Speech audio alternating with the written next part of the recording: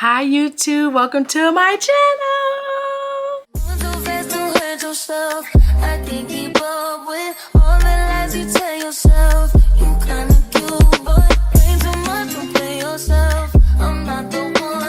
So today I've been thinking about reacting to my very first YouTube video that I made about 6 years ago. Now the reason I wanted to do this is because I've had people who have been recently going backwards in my channel and watching my very first video. So I thought I would do a reaction video because it's been a long time since I've seen it, and yes, it's very sad. I was a foster child.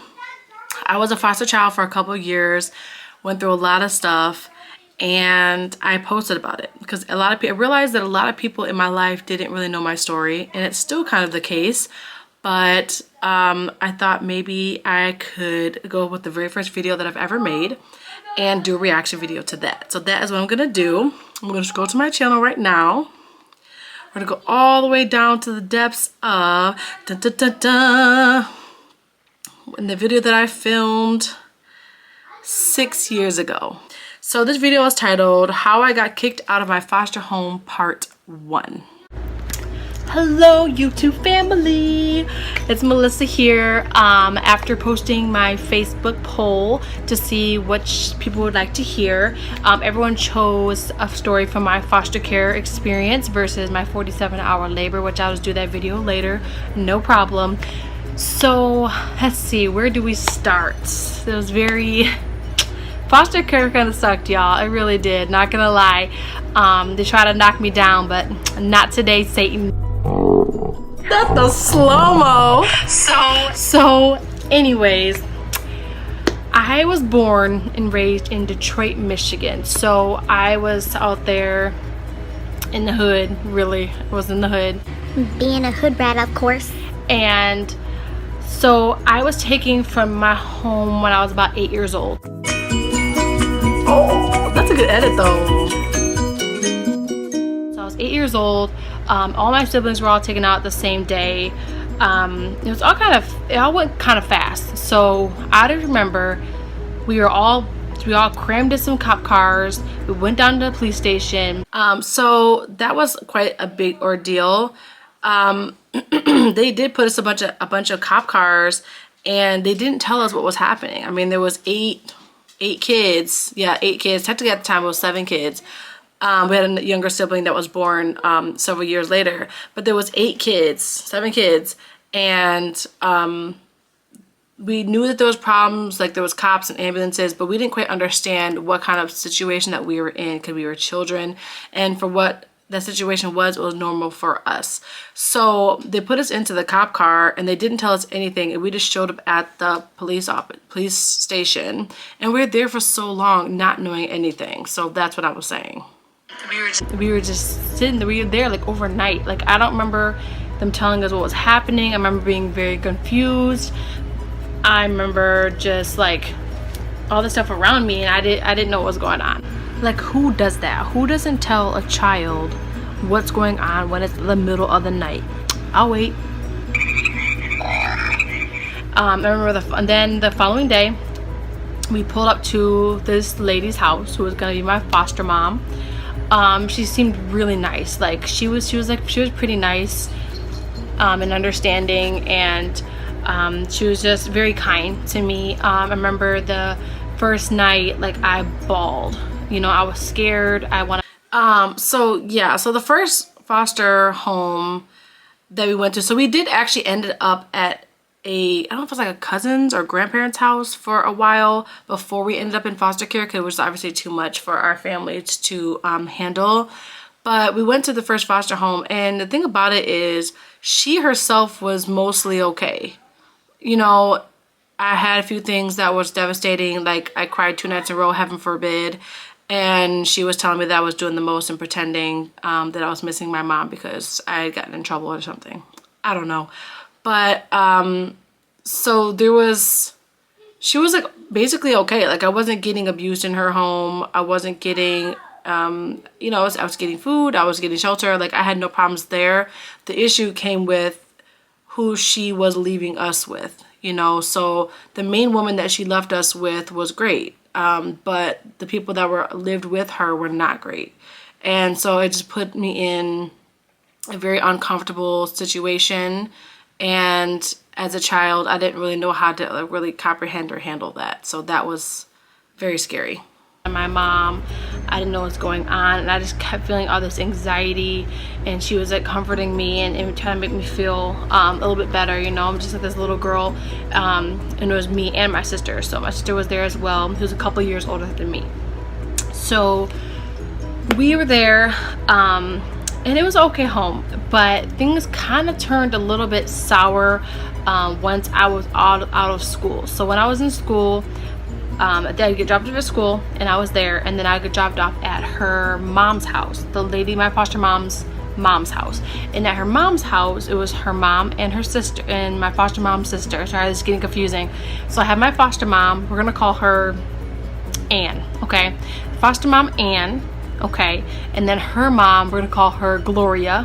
So Ann's mom is Gloria, and Gloria also has another daughter, and we're just gonna call her Cheryl, okay? So we have Ann, Gloria, and Cheryl. So my foster mom Ann would drop me off at Gloria's home. So, and then with Gloria was her sister Cheryl. I almost forgot the names already. So with them, right, so we stay there after school hours. We get there like really early in the morning, be like 6 o'clock in the morning. I would just be out watching cartoons and stuff like that. And so I just remember that Cheryl, she scared me. I remember she was so scary. She was Cheryl, as we call her Cheryl in this video. I don't know what was going on. I think she was an alcoholic, and I think she had questionable company, and there had to have been some kind of abuse. And there's other reasons why I know that, but I'm not going to put that on here. But she was very scary. She had very bulging eyes, like she was always like, eyes were bloodshot, and she was just very mean. And just, I don't know, I felt like she got a thrill out of like making children cry. Like that's the vibe that I got from her. She terrified me. Awful, like awful. I'm pretty sure when I think about it now that she was like she was like an alcoholic and probably into drugs. I remember there being like a lot of guys around, so I'm not judging. I don't really know, like I was 8 years old, so it could be a little bit miscued, but I just remember like that happening, okay? And then so basically the main thing I think that turned it sour, so Cheryl had a daughter, and me and the daughter were a couple years apart. Like she was a couple years younger than me, and me and her were kind of close. Like we were friends. We'd always still like, we had like these little secret parties and stuff like that, and we'd like hide behind like the garage, and we'd like practice cheer moves and stuff like that. And we were cool, you know, and we really liked each other, and we were pretty close.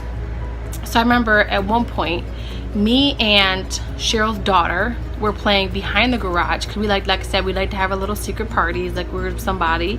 And her mom came behind, and at that time I was small, like really small, and Cheryl's daughter was a little bit heavier, but she was like strong, not like fat, but she was like strong. So like she would always like pick me up. So she was like picking me up at that time, and then her mom came behind the garage to see what we were doing. And she came in, and she kind of looked like we were doing something bad. Like she was like, what are you guys doing? And I'm just, yeah, so looking back at that, what I'm sensing was that she thought that we were doing things inappropriately behind the garage. And me and this girl, like this girl obviously had some kind of abuse in her life. I had abuse in my life. So even though like it's like she came back there and just was like waiting for us to be up to something, and we would make cheers and stuff, and we would do like gymnastic like things, and she would like lift me up and have me like in the air. We'd make like routines and stuff, and we were always hiding behind the garage, like just like dancing and playing and whatever. But she came back just like and froze looking at us, and we're literally, she's got me like, I remember she was like almost like carrying me, you know, because we just did like this little thing, and she was very, very scary. And I'm just like, we're playing. Like we were just having up in the air. Like it was like super fun. We were showing her our moves, and And so she just like acted weird ever since then. Like it was like so awkward. Like she was like always like watching us like we were doing something wrong. What are you kids doing back there? She'd like peep around the corner, just be like,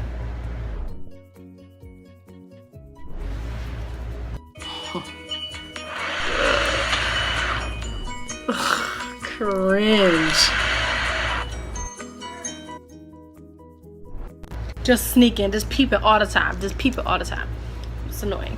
And so I remember after that point, I remember that had to be the issue, because after then like things got weird. So after on that part, she started acting really goofy, really funny, which is strange when you have all these strange men in your house, you're abusive to your family, but you worried about two little girls that are just playing around. And it was weird. So she watched me really weirdly after that. And she started getting really mean and stuff. Like it was not good. Terrifying woman. Well, after that, she did not like me. She scared the crap out of me. She would have, her eyes would be like bloodshot, so bloodshot. And she just so freaking scary. Her eyes pretty much looked like this. That's what I felt like as an 8-year-old. That's what she looked like. Like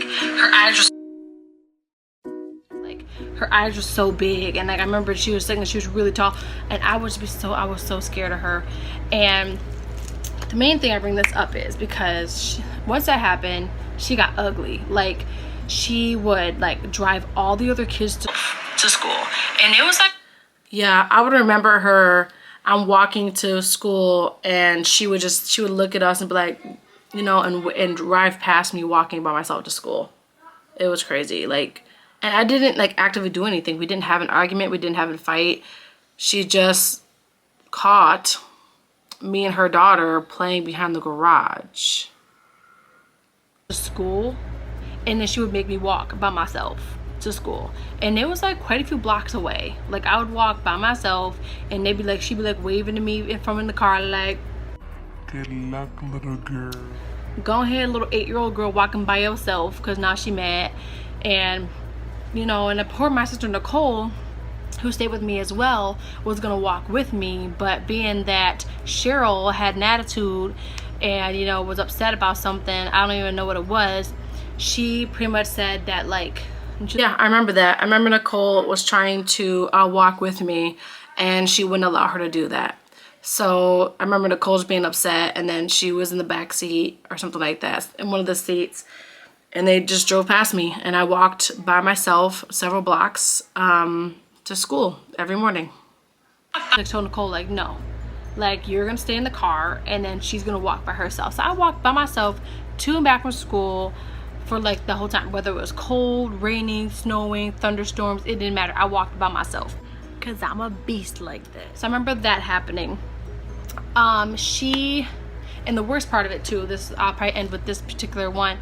The main thing, because there was many things happening, let me tell you, but the main thing that happened, I got kicked out of that home. Now this is what had happened. I walked in on Cheryl's daughter and a neighbor girl. They apparently had little crushes on each other, probably experimenting, you know, and I caught them. They had like kissed each other, right? Not a huge deal, like, yeah, I mean, it's like, you know, whatever, but it's like it could have been so many other things. I caught them. Yeah, I remember I went over there because we had neighbors across the street, and at my foster mom's house, and we would go across there and we would play with the other girls that were over there. And so I went over there to go play with them, and I walked in. I think they were like in the garage, if I remember correctly. They were in the garage. And so they went into the garage, and I saw them kissing each other. And like I said, like, it's at that age, like obviously there's abuse kind of going on, and it kind of triggers other things. And I remember catching it, and like I didn't, it was weird for me, but I was also like, ooh, you know what I'm saying, mind my business kind of thing. And it was awkward, but let's see what happens. Well, I was like, oh, this is weird, like what's happening here, you know. But I just like didn't really want to say nothing about it. Well, so I remember it all went down really fast. Like it got so scary.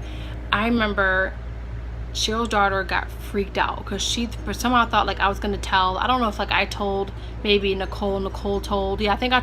That's right. So I remember like telling Nicole, my sister Nicole, my biological sister, that what I had seen. I was like, oh, that's crazy. Like I went over there and I saw this, that, and the third, and like that's so crazy. And then yeah, like I said, that she ended up telling our foster parent, and then it got around, and then it became like this huge big thing, and that's when things got bad. I told Nicole about it, like, oh, this happened. She feeling guilty, she told our foster mom, and she ended up telling our foster mom told Cheryl. So Cheryl, she like freaked out and stuff like that, and you know, like, you know, why, you know, but basically Cheryl's daughter said that I made her kiss this other girl. I remember when we were in front of like the house, and apparently they had already called to have me removed, and so I was kind of in front of the house, and Cheryl had brought her daughter out, and she was hollering. She's like, oh, you did this, and what are you doing? What is all this that's going on? And she's hooting and hollering, and like, and I'm getting really scared and crying and stuff. And she at that point said, that was Melissa. Melissa made me do it. She forced me, and yada, yada, yada. And I remember just being like, what? It was like a moment of just like, I don't understand. As a grown woman, I understand, because she would get beat, and she was abused. She was acting out in a way so I know as a grown woman what was happening. But as a child, I was like literally so confused, and she started blaming everything on me, and that's when things got really like scary, and things kind of changed pretty quickly. Do that. The devil is a lie. I rebuke you. That's what went down. They pretty much like, you know, she made me do it. It was all her fault. You know, she was like, yeah, you need to do this, and I didn't do that. I had nothing to do with it. I just happened to walk in on it. Wasn't even gonna tell nobody. That was where things got really scary, because I'm just a child. Like, I'm 8 turning 9. Like, I think it was like maybe just past my birthday, or it was almost my birthday, something like that. But I was 8 turning 9, and I remember that because after, you know, she just didn't really like me. This aunt Cheryl, she didn't really like me, so she wouldn't celebrate my birthday. And so I was sitting out on the front porch, and they're like, I know it's your birthday, but we're not doing anything, like, to my face. So we're not celebrating you, we're not doing anything for you, like, we don't care that it's your birthday, to my face. And which triggered like a whole nother thing in me as a child. But yeah, so they all the family started coming out, and the cousins and the uncles and everybody, and they're literally, I'm sitting in a car that I think that CPS or somebody was like taking me back out of the home, like packing up my stuff kind of thing, and they were just screaming at me through the back window in the back seat, and I'm crying. I'm like, I didn't do this, like, I don't know what's happening, like, I was so scared. And they're just like, you shouldn't have done this, and this is why, and you over here doing this, and you need to get out of here, you can't stay here no more, you are not welcome, and was just screaming at me through the back window of that car. And as an 8 and 9-year-old, I just was like the most terrifying, panicked, freaked out feeling that I've ever experienced. And at the time, Nicole, my biological sister, was really angry at me because she really liked it there, and she had felt that she had told me at the time that I had ruined everything, and it was all my fault, which I understand. Like, as children, I understand like why she felt that way.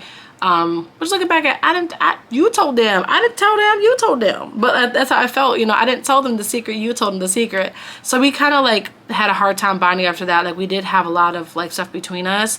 And I had like a bit of resentment for quite a while, for, you know, with that situation. But as grown women, which we see each other all the time, like, it's fine. But as grown women, we now can kind of understand, you know, what was happening. We don't hold any kind of grudges. But it was just, in that moment, it was terrifying. Body, like, I just didn't care. Like, I was whatever, you know.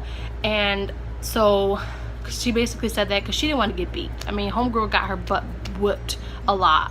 And so yeah, so out of fear, and which I understand, you know, we're both little kids, I get it, like I said, there's no hard feelings, but she yeah, she lied, and she said that I had made her do that. So from that point on, they're like, Melissa's got to go, you know, all this stuff. So they put me in the back of the car, and they were just yelling at me, and they were just like, you know, they're passing by the car, giving me dirty looks. I am bawling. I am so upset. I'm terrified. They're kicking me out. I have to go to a new home. I don't know what's going on. That's exactly what happened too. Yeah, they put everything into a trash bag, and that's how we moved from one place to another. Nicole's upset at me because she was like, I caused a problem to get kicked out when she really liked this home and she really liked it there, and I felt like I was the problem, you know. It was all my fault even though I didn't do anything. You know, Nicole's upset now because she wants to stay here, and now we can't because something that I did, which I didn't do. So they're passing by, and their aunts and uncles are like, well, you know, you shouldn't have done what you done. You should have done with that. You shouldn't have done that. Blah, blah, blah, blah, blah. So I got kicked out of that home, and I was on to the next home. So looks like it's time to pack up my little trash bag of clothes. That's the story of just a couple things from just the one place. Like, there's so many different stories, and I know this seems kind of humdrum, so we'll do like an upbeat one next because that was kind of sad. But like I said, there's no hard feelings for the people involved. It's just, you know, I'm not holding any grudges. Like, I have a great family that adopted me. They supported me. They made sure that I was okay. They let me be me. They let me talk. You know, as a child, like, to be able to express what I was feeling, and to express what, you know, what was going on and what had happened, and to sympathize with me and all those things. So I don't have no bad feelings. I don't have no grudges. Yes, I'm not best friends with these people, and, you know, I'm not gonna volunteer to hang out with them because frankly I don't care, and you know, I deserve better, and they should have known better. And I know that at this point, my foster mom at the time, I think she did apologize, or at least said that she didn't know that these things were happening. But it doesn't really take away from the fact that they did happen, and you did not believe me when I said these things were happening. And yeah, so there's just so many different things that go into it, but that is the gist of two little small instances from my first foster home experience. If you found these videos entertaining, please like, comment, and subscribe. And please, in the comments, let me know if you would like to know more about these kind of experiences. I also have some funny experiences as well. It wasn't all bad. So please like, comment, and subscribe, and I will see you guys next week. Oh my goodness. So yes, I was on to the next home at that point, and it was definitely very traumatizing. It's something I never forgot. It's just, wow. As a grown woman, and as a woman with a family and with children, it's like unbelievable the kind of things that we go through as foster children. It's yeah, it's pretty devastating. I just remember like that. Ooh, I got hair in my eye. But yes, very devastating, but we made it through. But anyways, thanks so much guys for watching my video of my reaction to my very first video. I would do part 2 next. And if you guys like this video, please like, comment, and subscribe. And I will see you guys in my next video. So like, comment, subscribe. I will see you guys next time. Bye.